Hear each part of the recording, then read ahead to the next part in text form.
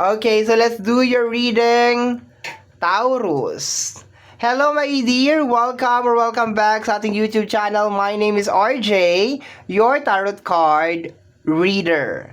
At ang gagawin po natin ngayon is yung ating love reading. Titingnan natin yung energy mo, energy ng partner mo, current na situation ninyong dalawa, and titingnan natin yung mga possible na mangyari pa in the near future. Okay? So, hindi ko po ito laging ginagawa kasi basta, hindi ko po ito laging ginagawa. Anyway, wag natin pag-usapan yon, okay?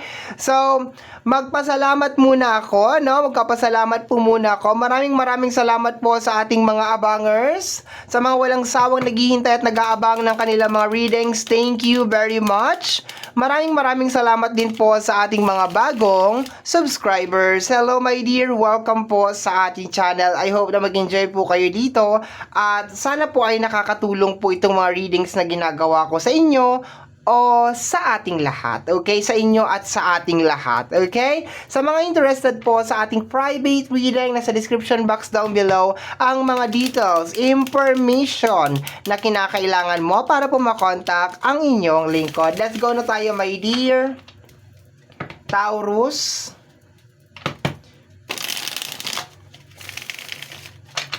Okay, tingnan natin yung energy mo. Start tayo sa'yo.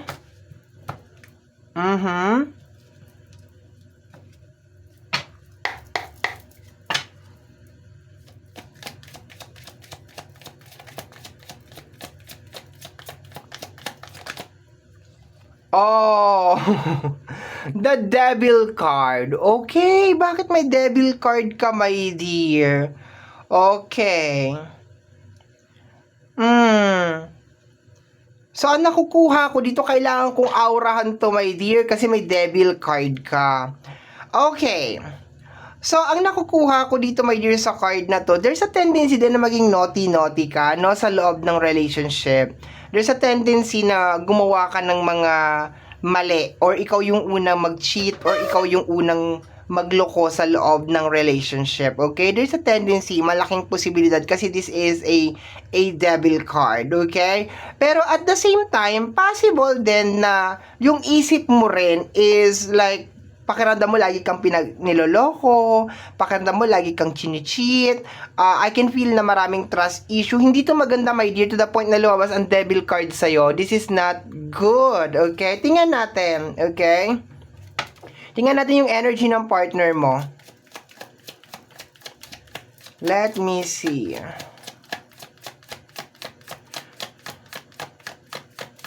Yeah, it's given, my dear. Kasi, Taurus, di ba? So, more on material things. More on, yes, lapitin ka talaga ng mga devil. Yes, lapitin ka talaga. Kasi earth sign ka eh.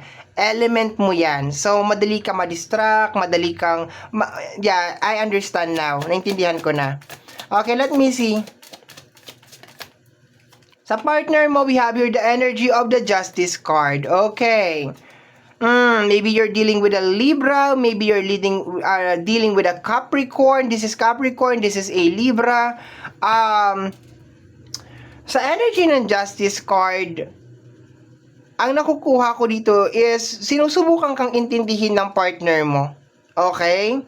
So, sinusubukan kang intindihin ng partner mo sa abot ng kanyang makakaya. Yung mga topak mo, yung mga toyo mo, yung mga overspending mo, sinusubukan kanyang intindihin sa abot ng kanyang makakaya, my dear. Binabalance niya, my dear. Pero at the same time, hindi ko rin nagugustuhan yung energy dito ni Justice kasi baka nararamdaman, my dear, ng partner mo na baka natitake advantage mo siya. Okay? So, tingnan natin, my dear. Next card natin is yung current situation ninyong dalawa. Dito na ako magkakaroon ng bigger picture ng current situation ninyo. Okay. So, the 7 of Wands. Okay, so, I think napakaraming temptation, my dear, lalo na sa'yo.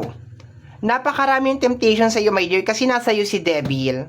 So, napakaraming temptasyon pagdating sa'yo. Ayoko lang to i-conclude, my dear, na gumawa lang ng masama. Pero posible, my dear, na sa inyong dalawa, ikaw yung medyo naughty sa inyong dalawa ng partner nyo. Sa inyong dalawa ng partner mo. Pero kung sasabihin mo sa akin ngayon, ay hindi naman ako naughty o hindi naman ako. Pero possible, my dear, na baka nag-iisip ka ng mga hindi maganda against your partner. Okay, na niloloko niya ako, na alam mo, nag-overthink ka. No, madalas kang sinasapian ni Devil, ganon. May sapi ka, in short, Taurus, may sapi ka, ganon. Kasi Devil to. So, kaya ako nabanggit kanina, my dear, na naintindihan ko na kung bakit nasa iyo to. Kasi you are a earth sign and isa ka sa mga peak sign. No? Isa ka sa mga peak sign. And kadalasan, my dear, ang mga peak sign is lagi talagang sinusubok. Lagi talagang napakaraming pagsubok talaga, no? Kung hindi sa temptasyon, sa mga bagay-bagay, sa usapin teka lang, paano ko sasabihin to? Yung temptasyon, my dear, sa labas, eto yan ha, unahin natin. Yung mga materials, yung mga bagay, yung mga like mga luxury, mga material things, okay? Yung mga magagandang bagay, magandang bag, unang nasa isip ko is magandang bag, okay? Magandang bag, sapatos, bahay, yung mga ganon, lapitin ka talaga niyan, my dear. To the point siguro na baka, kasi may justice card ka dito eh, baka nararamdaman ng partner mo na teka, nakakapagod naman to, napaka high maintenance naman ni Taurus, napaka demanding naman ni Taurus, ganyan. Pero there's a possibility din, my dear, na sa inyong dalawa, ikaw yung lapitin talaga ng tukso. Ikaw talaga yung lapitin ng, sige, sabihin na lang natin, my dear, sige, hindi ka nag-cheat, sabihin na lang natin, okay, linisin natin yung pangalan mo, okay. Pero ikaw yung pinakalapitin ng lahat kasi nasa iyo yung Devil. Okay. Kung hindi man to lapitin ng tukso na as in like akitin, ligawin, okay, lokohin, lahat na siguro, my dear, okay? Kasi Devil yan. Okay? Nag-iisip ka ng mga hindi maganda laban sa partner mo, okay? And yung partner mo is like, binabalance niya, my dear, yung relationship nyo. Justice card to. Posible, my dear, na baka naiisip din ng partner mo na, grabe naman to si Taurus, grabe naman siya sa akin, yung ganun, no, baka naiisip niya na, grabe naman ako pagdudahan ni Taurus, or something like that, pero sinusubukan, my dear, na i-balance, my dear, ng partner mo, and hindi ko naman sinasabi, my dear, na hindi totoo yung iniisip mo sa partner mo, na baka niloloko ka niya, or baka may ganito, ganyan, pero it is always better, my dear Taurus, na meron tayong evidence. Kung makikita mo yung current na situation ninyo, 7 of Wands yan. So, ang 7 of Wands is more on defensive, baka lagi kayong nag-aaway, lagi kayong, alam mo yun, lagi kayong parang kailangan ninyong idepensa yung bawat isa, para kayong laging nasa korte, na kailangan mo laging ipaliwanag yung sarili mo sa kanya, laging niyang kailangan ipaliwanag yung sarili naman din niya sa'yo, yung ganun, parang kailangan niyang patunayan yung sarili niya sa'yo, kailangan mo rin patunayan. So, mahirap to, my dear, sa loob ng relationship, kasi sinasabi lang dito na hindi balance yung relationship niyo, my dear. Posible pagdating sa'yo, ang problema is yung temptation. Lahat ng temptation, my dear. Sa usapin ng material, sa usapin ng pinansyal, sa usapin ng tawag ng laman, sa temptation na pag-iisip ng hindi maganda laban sa kanya. And sa partner mo naman, my dear, okay, probably na this is a very, very silent lang. Okay? And posible, my dear, yung pagiging silent ng partner mo is nagdudulot talaga ng pagkaaning talaga sa'yo. As in, naaaning ka talaga kasi yung partner mo is very, very silent. Hindi niya, as in, totally opposite talaga kayo. As in, magkaiba kayo ng partner mo dito, yun na nakukuha ko. Pero, I love yung energy ng 7 of Wands kasi kahit nasabihin natin na marami kayong pagkakaiba ng partner mo, yung relationship ninyo is na-workout pa rin talaga ninyo. Ibig sabihin talagang, minsan siguro nag-aaway kayo, minsan magkakaroon talaga ng mga tensyon, pero nagkakaayos pa rin kayo. Okay? Sa partner mo, my dear, I can feel na mabagal lang talaga to magdesisyon. Okay? Or baka hindi to makapagdesisyon kaagad-agad. Okay? Nandun siya sa moment, my dear, na parang ina-analyze. And pakiramdam ko parang ayaw mo ng ganun na pinepending ka. Gusto mo kaagad ng immediate na result sa energy ng Devil. Or baka pag hindi nakasagot kaagad, nag-iisip ka na, I think you have the overthinking na energy sa energy ng Devil card. Okay? So, tingnan natin yung current na energy ninyo in the near future. Additional cards pa tayo. Start tayo sa'yo, my dear. Let me see. Posibleng energy ng Libra sa Justice card, energy ng Capricorn sa Devil, energy ng Aries, Leo, and Sagittarius sa energy ng Wands. Maybe you're dealing with that na zodiac sign. Karelasyon mo is yun yung zodiac sign niya. Let me see. Okay, we have here the energy of the Moon card. Okay. I think this is energy of paranoia sa'yo, my dear, no? Sa energy ng Moon card kasi ang dami mo pang gustong malaman sa partner mo. I think wala kang tiwala sa partner mo as of this moment. As in, wala ka talagang kahit kaunting tiwala, my dear. Siguro pakiramdam mo your partner is cheating on you. Marami pang tinatago yung partner mo sa'yo, my dear. Okay? Pakiramdam mo your partner is lying sa'yo sa energy ng Moon card. And there's a tendency, my dear, na napapagod ka na sa partner mo. Napapagod ka nang intindihin siya. Kasi sabi ko nga sa'yo, once again, sa energy ng Justice card, may pagkamatahimik itong partner mo. May pagka-silent siya or parang pakiramdam mo sina-silent treatment kanya. Parang ganon. Okay? So, hindi maganda to, my dear, sa area ng Moon card para sa'yo kasi pakiramdam ko na parang napapagod ka sa partner mo or there's a tendency, my dear, na pakiramdam mo napakaraming tinatago ng partner mo sa'yo na kahit na siguro napakatagal nyo na magkarelasyon, napakarami pa rin talaga niya nililihim at tinatago sa'yo. Okay? So, hindi siya masyadong sa'yo, my dear. Okay? Pwede din naman vice versa. Baka napakarami mo rin tinatago sa partner mo, 'di ba? So, yun. Medyo may tension dito, my dear, sa energy ng Moon card. Tingnan natin, my dear, sa energy niya. Let me see. Okay, eto daw. We have here the energy of the Eight of Swords. Okay. Energy ng trap card sa energy ng ng partner mo, no? So, I think hindi na rin masaya yung partner mo sa'yo.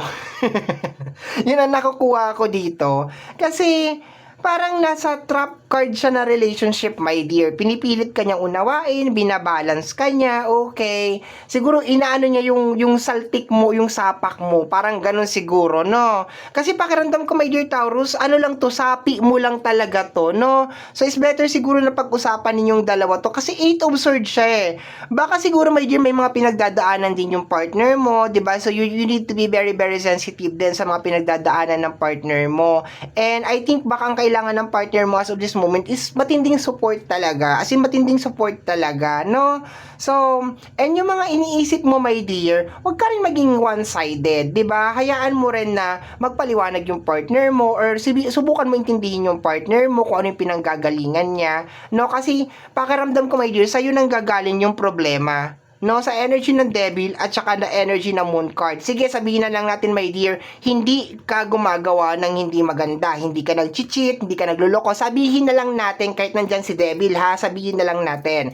Pero, kung paano tumatakbo ang utak mo, my dear. And remember, hindi lahat ng pumapasok sa isipan natin is totoo. Hindi lang nakapag-reply sa'yo, sasabihin mo, ganito na. Diba? Hindi lang nakapag-message sa'yo, sasabihin mo, ganun na, ganyan na. Diba? So, sabi ko nga sa'yo, my dear, kailangan talaga lagi ng evidence. Kailangan ng ebidensya, my dear, okay? Kasi pakiramdam ko may pinagdadaanan yung partner mo dito. I think nag-overthink yung partner mo. I think nasa sitwasyon din siya, my dear, na hindi maganda. Or, the worst, my dear, is pakiramdam niya, wala lang talaga siya, wala na siyang choice. Kumbaga parang, kailangan niya mag-stay dun sa relationship, something like that. Is either dahil meron kayong anak or parang wala na siyang choice, ganun. Pero nakukuha ko na your partner is not happy. Hindi siya masaya. No, yun ang nakukuha ko dito. Siguro is because parang, nasasakal siya sa'yo. Something like that, ha? Okay, remember that this is a general reading. Okay, so not everybody will resonate sa reading na ito. Okay? So, tingnan natin yung possible na mangyari sa inyong dalawa in the near future. Magwo-work out ba tong relationship? Siya na ba talaga ang para sa'yo? Magiging okay ba kayo? Okay, we have here the energy of the Six of Pentacles. Very good. This is energy of balancing, okay? Balancing. Give and take, my dear, okay? So, ang nakukuha ko dito, my dear, is, I think andun kayo sa process talaga, my dear, na talagang, possible na totoo, my dear, marami ka pang kailangan malaman talaga sa partner mo. Pero, wag tayong masyadong mag-quick judge pagdating sa mga partner, okay? Huwag tayo masyadong mag-quick judge. Mas maganda kung manggagaling talaga sa kanya. Kasi balance to, this is the energy of the Six of Pentacles, okay? So, it's related sa energy ng balance. Mga parating, my dear, in the near future, the Three of Wands and the Seven of Swords, okay? My dear, marami ka pang madidiscover talaga sa partner mo. And totoo naman, totoo yung hinala mo, my dear, na hindi mo pa talaga lubusan nakilala ang partner mo. Marami pa siyang tinatago sa iyo, my dear. Pero, wag ka rin mag-overthink, wag ka rin magpaka-paranoid. Baka, ayaw lang talaga sabihin sa iyo ng partner mo itong mga bagay na to kasi posibleng hindi pa talaga siya ready na aminin kung ano man tong mga bagay na ito, okay? Pero ang nakukuha ko dito, my dear, is magiging successful naman ang relationship ninyo. Pero at the same time, along the way, expected mo na napakatahimik talaga ng relationship nyo. As in, para kayo talaga nagkakapaan, my dear, sa dilim. Ikaw ang kailangan mo lang talagang i-balance dito, my dear, is yung pag-overthink, okay? Kung meron kang mga hindi gusto, mas better na sabihin mo sa partner mo yan ng mahinahon, ng maayos na pamamaraan, my dear. And yung partner mo over here, I think nagkakaroon siya ng problema sa usapin ng pinansyal, okay? For some of you, Taurus, Devil, Moon card, and the Six of Pentacles, baka namroblema ka rin sa usapin ng financial sa loob ng relationship.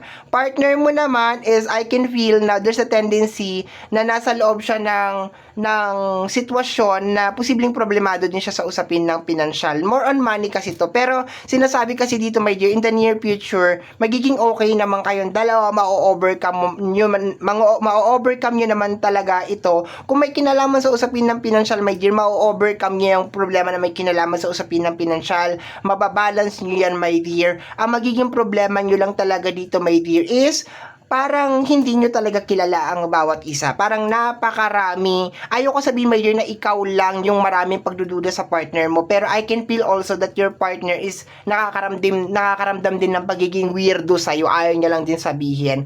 So, I hope, my dear, na ma-workout ninyo to, my dear, in the near future.